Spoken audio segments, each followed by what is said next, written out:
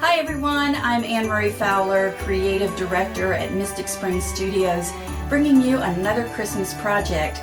Today we're going to make this Be True to Yourself Christmas wall hanging. Hang with me so that we can go over the tools that you'll need next. Alright, so let's check out what we're going to need for this project. The first item, of course, is whatever piece of wood that you decide that you want to do the burning on. I've chosen this elongated, smaller piece. I just like the style. You can choose, of course, anything that makes you happy. You're also going to need a stencil or a couple of stencils. Because my piece is smaller, I'm using these smaller stencils, but if you have a larger piece of wood, you can certainly use a larger stencil. I'm going to use this little bird, which I think is a wonderfully little whimsical, cute little bird, and then we're going to use in this project the words "Be True to Yourself," hence the title of our project. We're also going to need a floral piece. It can be any floral piece that you choose. I'm probably not going to use this entire piece. I will eventually break it up and try to refit it so that it makes some type of design other than the one that you see here. But you can, of course, choose any type of design that you like. Now mine is just sort of a nod to nature, but if you want to make yours more a nod to the holidays, certainly choose one of the holiday arrangements that you can find in the craft stores right now. You're also going to need something to attach to the back of your wood to help hang it. If you decide to use it as a hanging piece, you can also sit it on an easel if you want to do that as well. I'm going to make mine a hanging piece, so I'm using this decorative rope, but you can use anything that you like. Just make sure that it is thick enough to handle the weight of the wood that you're using. So those are the decorative elements that you're going to need for the project. Let's take a look at the tools that are necessary. So you'll need, of course, a pair of household scissors so that you can cut the rope if you decide to hang your piece. You're going to need some wire cutters. You'll also need wire. Now, I'm using this wire to help rewire the floral piece back together once I've pulled it apart and decided how I want to create my design with the floral piece. But you can also use floral tape if that is something that you prefer. Now you're going to need a heavy-duty stapler if you decide to create the hanging piece so that you can staple the rope or whatever you're using to hang it with to the back of the piece of wood. You're also going to need a glue gun, and I have a very small one here, but any size glue gun would work. And you'll need some glue sticks, or as you can see in this case, a glue rope, which you can find at Michael's or at Hobby Lobby, or really any craft store should have this rope. They're quite available at this particular time. You're going to want a pencil so that you can transfer the stencil to your wood piece. And of course, you're going to need a wood burning tool. And remember, with this piece and this piece especially, you're going to have to be very careful so that you don't staple yourself or burn yourself with the wood burning tool. Okay, so that's what we need to get started, so let's go ahead and get rolling. Okay, so the first thing you want to do is transfer your stencil to the wood itself. So take your pencil, place your stencil on the wood as you would want it placed in the final project, and then just start very easily sketching it out. So as you can see here, this one's, although it's kind of a general stencil, it is a bit detailed, so we have to be careful in transferring the lines here. See how the stencil sometimes moves, so make sure that you move your fingers along with the stencil in whatever area you're working in so that the stencil doesn't pop up or move.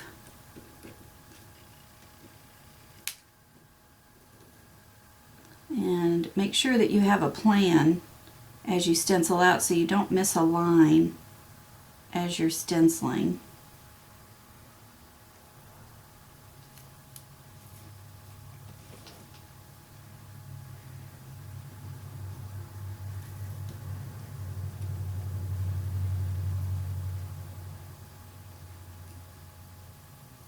For those of you who are just starting off, I would be very careful about making the lines here. Of course, those who are a little more knowledgeable about drawing and enhancing, feel free to embellish as you'd like. For this project, I'm just going to stick with the actual stencil, although in another project I might do something a little bit differently. And you can always pull this up and check to see how you're doing. And I think we have one more area to go.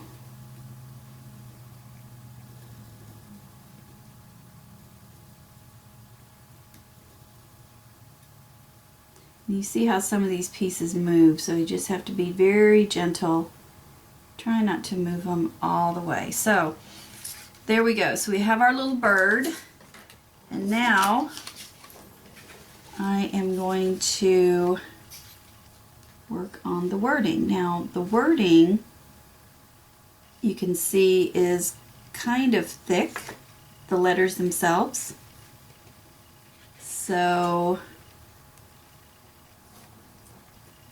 what I'm going to do is just kind of scratch through here, because eventually this will be burned off. You can see how I'm making the letters. So rather than one single line going through the letters, I'm going to scratch through the entire thing, because I want these letters to be fairly thick when I'm done burning the design, so that they stand out kind of nicely. So again, you don't have to be perfect in blacking these out. Just make sure that you get the majority here colored in before you begin your burning.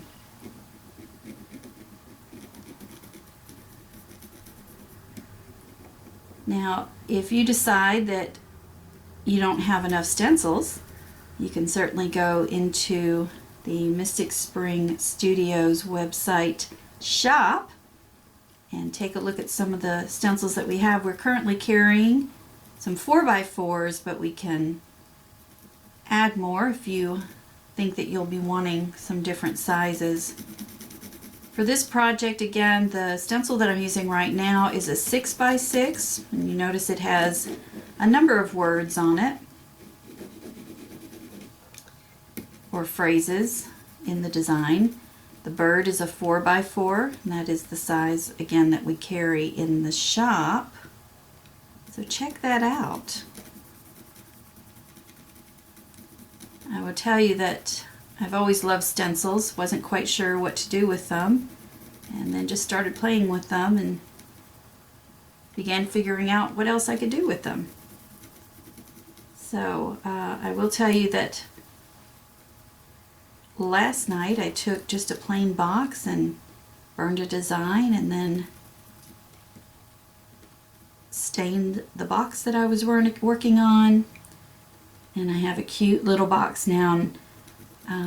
I'll share it on the website and probably in our blog in the next few weeks so that you can see it as well. There are so many things that you can do with stencils and with wood burning. Just takes your imagination. So think about the many ways that you could use these stencils. Okay, so I think that we have our stencil placed down. So we're going to start the wood burning now, and as we burn, we want to go slowly. If we push too hard, we may burn too much in one area, not enough in others. So we want to be really careful. Now again, I'm using this wood burning tool with the point at the end. There are many different tips that we could use. I'm going to start off with this. If I find that this doesn't burn as well, then I'll transfer over to a different one. You always want to make sure that you hold the tool here. If you try to touch anything above this area, it is a little warm. I mean, I can feel the warmth here right now, but this is definitely very hot. Remember that we're burning wood, so you want to be very careful. So as you burn the wood, just start touching the tip to the wood, and you can see that it's starting to burn as I go along the design.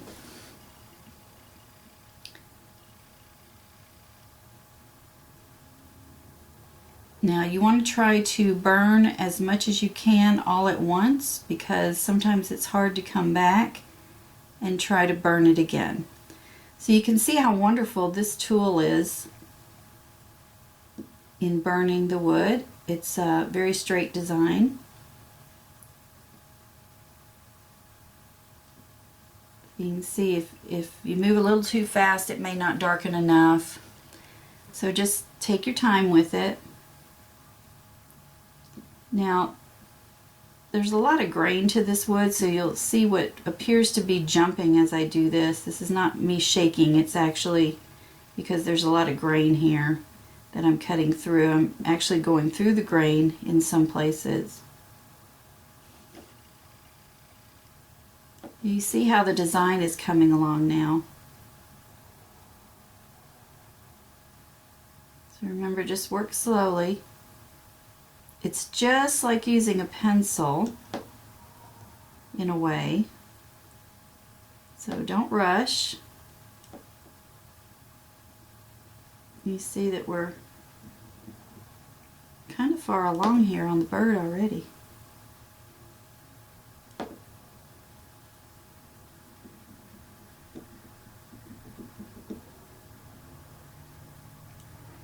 So one good thing that comes from this wood burning is that it's actually very relaxing. I know that sounds kind of strange.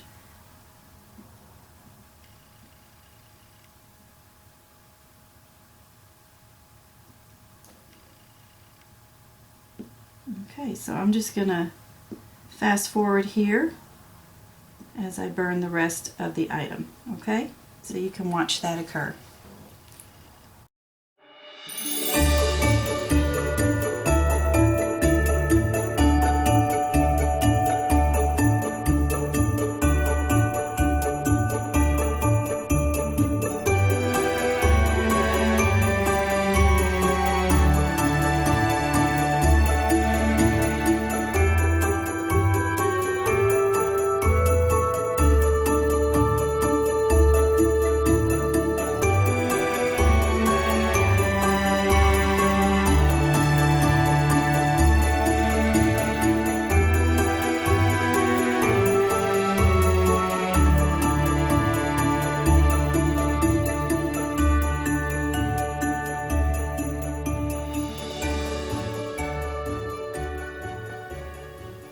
Okay, so we are at the end here of burning this in,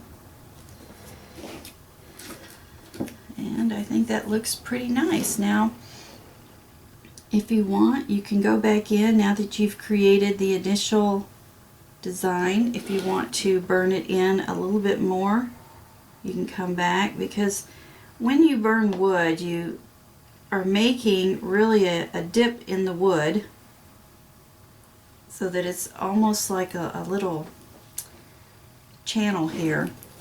So now I can make the design more intense. So all I'm doing is just laying the tool back down. And I think what I want to do, even though the original stencil did not have this blacked in, I want to add that little bird eye there. I think that'd be really cute. Okay, so I'm just going to touch up some of the rest of this so that we have a really detailed view.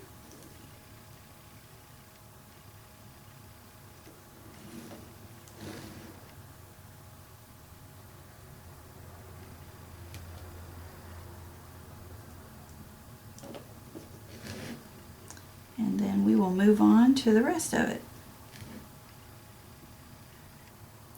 Now, as I was mentioning earlier, this is your design.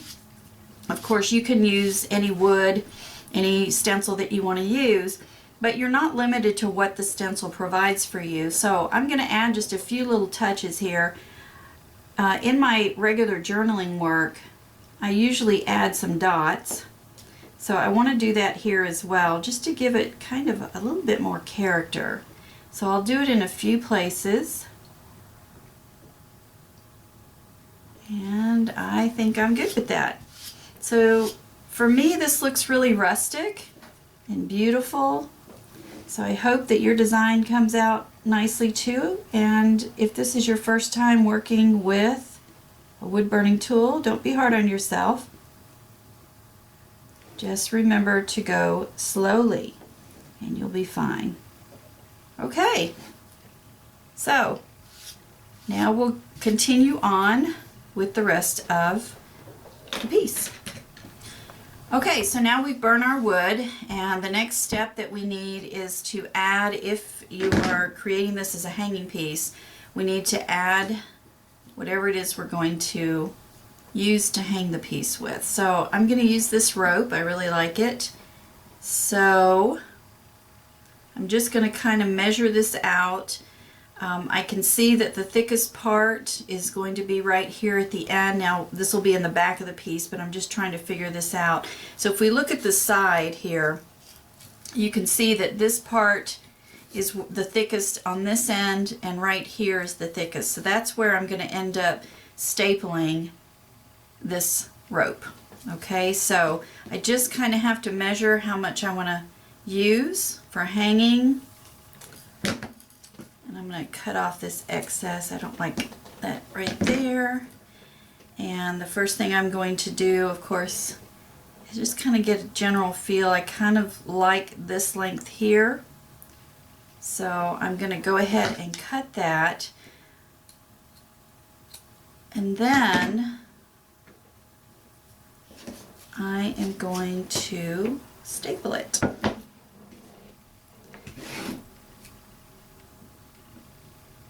So just make sure that if you're using one of these that has the odd shape, that you're stapling to the thickest part. So let me turn this sideways so I can work with it better. And I want to staple this here. And part of the reason that I'm saying that you should staple in the thickest part is because depending on which heavy-duty stapler you have, these staples are pretty long and they'll end up jutting out the other side if you don't have them in a thick part. So let's give this a whirl. Oh, that's nice and tight. Alright, so we're going to put this one here as well.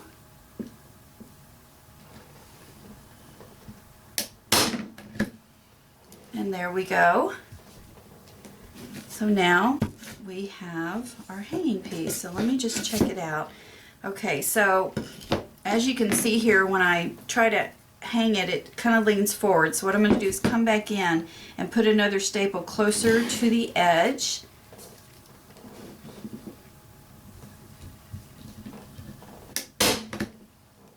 To help it stay there. And remember, be very careful with this tool as well. You don't want it going through. So that's a lot better. Okay, so we are now going to move on to the decorating portion and get our floral bit going. Alright, so we are ready to put our floral design together. So I took the larger piece and cut it down just to these pieces. They look like they would fit the best and not overwhelm the wood burning that we did. So what I'm going to do first is to take these two pieces and I'm going to hook them together so that they go in opposite directions. So you can see how they're pointing in different directions. And then glue them down in this manner. So I am going to place my hot glue right here, and again, be very careful when using your hot glue so that you don't burn yourself. And then I'm going to, and make sure when you get ready to place your floral design together that you are not burning yourself as you push it down. So I'm going to put that just like that and make sure that the majority of my two pieces where the glue is stuck there, and I'm going to let it dry for a moment. And you'll see how the design that I chose is allowing the tree pieces here to be 3D in their design. So you can see the little pieces sticking up here. And then once this has cooled sufficiently, I'm going to add some more glue on top of it, and that'll help keep it in place as well.